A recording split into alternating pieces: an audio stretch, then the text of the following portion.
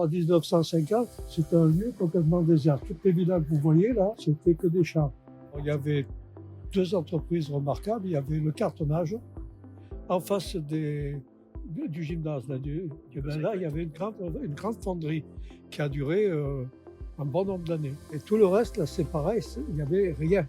Il y avait les premières maisons qui existent encore. Le parc, on n'en parle pas. C'était ravissant. On a passé une enfance superbe. Il y avait les crues du Rhône. Et les crues du Rhône, elles sont arrivées, ces crues du Rhône montaient jusqu'ici.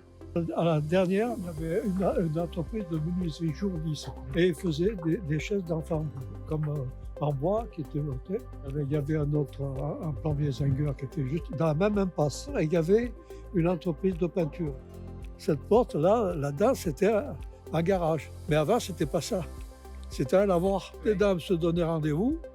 Et comme les lavandières, hein, elles prenaient l'eau et nous, on était là, on allait les embêter. Et donc ça a été acheté par un instituteur, M. Brosque, et il en a fait un garage. Le cadre de vie quand on était gamin, c'était quoi? On allait dans les vergers, là où il y a le château, il y avait une mare, où il y avait des grenouilles, tout ça. On allait les embêter, tout ça.